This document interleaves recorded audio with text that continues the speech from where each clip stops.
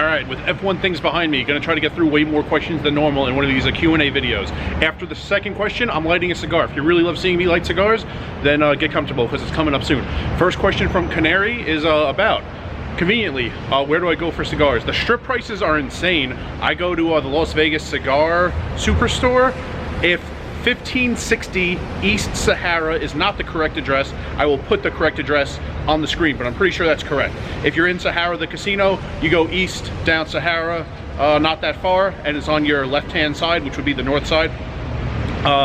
Huge humidor, huge selection, not very large, the building as a whole, so you kind of have to look for it as you're driving or walking, however you're getting there. Great selection. Yeah, prices on the strip, if you know cigars, Olivas in like most cigar stores, I don't know, somewhere between like $7 and $11. Olivas in the place in Paris, which I'm in their parking garage right now, between $28 and $40. So take a trip to the Las Vegas Cigar Superstore, 1560 East Sahara. Next question from Bat. It's a question, you can read it word for word on the screen. I'll paraphrase. It's like, do I ever clean out the whole table? Do people get mad that I don't give them a chance to win their money back? I don't know how literal you meant it. I've never stacked all 8 other players at the table, no. The second part of the question though, I'm usually there beyond when other people are there, especially if I'm winning, the game is good, and like every decision I'm making is the right decision. I'm there all night. Like I don't change tables, I don't change casinos, so it's rare that I win a lot and then leave pretty quickly. That is like very, very rare. So usually the people who have been losing all night leave before I do.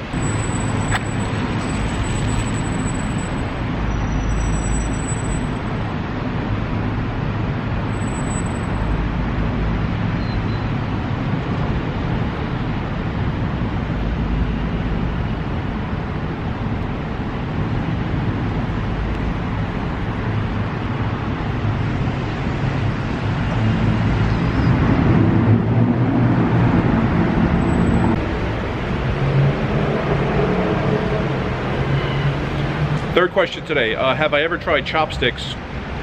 If it's like the authentic way to do it in the restaurant and that's all that's on the table when you sit down, I've done it. I'm not very good with it. I could pick up like shrimp, things that size. I can't eat rice with it.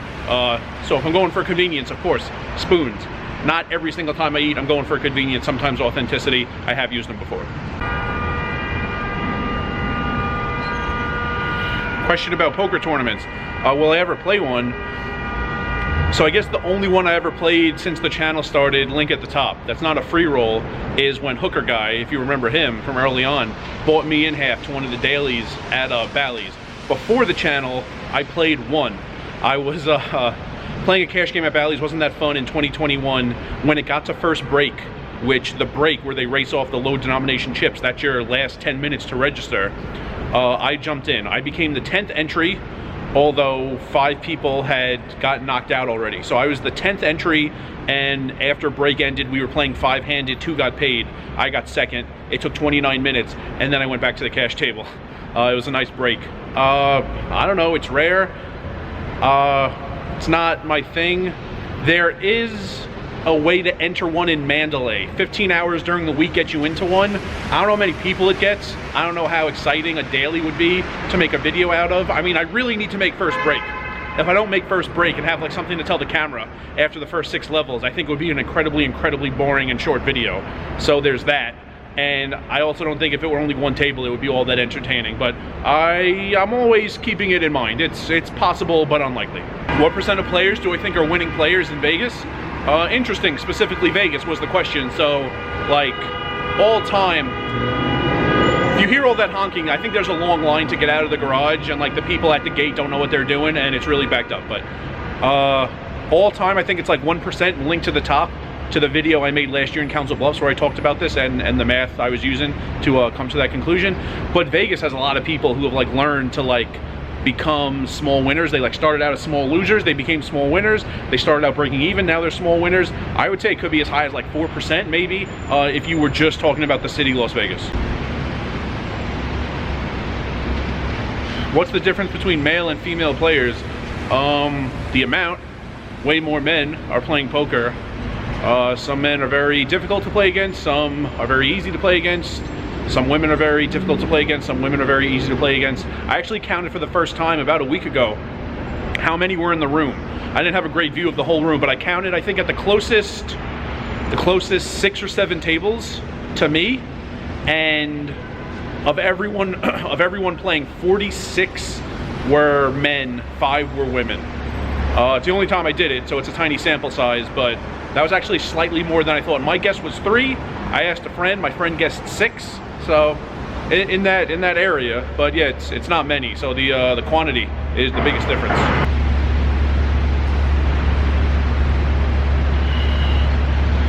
When do I see giving up poker as my primary source of income? Primary is the interesting word there. I don't know exactly what primary means to the viewer who asked the question. As early as this year, it could be replaced as the top income of mine. If I deal 7 weeks during the series and get all the hours I expect, it would be close, but it would probably be replaced as the top activity if you listed everything by dollars. But it would still be an important part. It would still, even if that happened, and that happened for the next few years going forward, it would still be like 7 to 8 months of play each year. It would still lead the way in terms of time, in terms of days, in terms of hours, whichever you wanted to use. So when would it stop being like an important and necessary part? Probably like 10 to 15 years. That's like the best window I could give. But if you were just asking when might it drop from number 1 to something lower in terms of dollars brought in, could be as early as this year. And final question, have I ever played super deep stacked, and if so, what's the difference in hourly? Okay, the short answer is I haven't tracked that, but the longer answer is I had an opportunity to track something like that and didn't. So when Council Bluffs, when I first moved to Nebraska, Council Bluffs had 1.3, it was 300 max, they still do. It had 2.5, which was 1,000 max. As far as I know, that's still the game, the structure of 2.5 there. And there was nothing really in the middle, so they created 2.3 600 max, which I played like every single weekend. I think there was once the lineup was so like difficult and tight, I chose not to play it that day. But like every weekend for years, like every Friday and Saturday for a couple of years, I played it, and there was a decent sample. The thing is, in my stats, I separate things just by what the big blind is. I multiply the big blind by 100, and like that's it. If I play 1-2, like it'll say like, all right, the date, it'll say MGM, it'll say the hours I played, it'll say the profit, and then it'll say 200. That's to indicate that the stakes were 1-2. If it says 300, that indicates the stakes were 1-3. So when they started having 2-3 600 max, which was double the max buy-in, still for like the first few months, I was just putting it in as, you know, Horseshoe Council Bluffs 300, because the big blind was the same thing. And then after several months, I realized it would be very interesting to separate the 1-3 and the 2-3, and like so many hours had already gone by, and there was no way to go back and tell which ones were 1-3 and which ones were 2-3, because I bounced between the same like every day. If 2-3 were going when I got there, I would play 2-3, and then when it died at the end of the day, I would play 1-3, and I would see like 2 different sessions, like Horseshoe Council Bluffs 300 with the hours on the profit, Horseshoe Council Bluffs 300 with the hours on the profit. It was 2 different rows in my spreadsheet because they were 2 different games, but I wasn't getting specific and separating them. So there was no way to go back and tell, and that was it. At that point, I didn't have like a ton of time left in Council Bluffs before the end of law school was coming and I was gonna move, so I decided not to, but that would have been very, very interesting. It did play bigger, it did play deeper, of course, and also remember some huge days on those tables. And yeah, the sample was solid. I usually played till it broke. There were a lot of times I would play 1-3, then when the 2-3 started, I would go, and then when the 2-3 broke, when most people would leave, I still wanted to play, and like still had to play. Like I only had like 2 days a week, a lot of law school weekends, to play poker, and then I would jump back to 1-3 and play for a few more hours after the final 2-3 table of the day broke. So it would have been very interesting. It's unfortunate that I didn't do that. And remember, rice is a spoon food.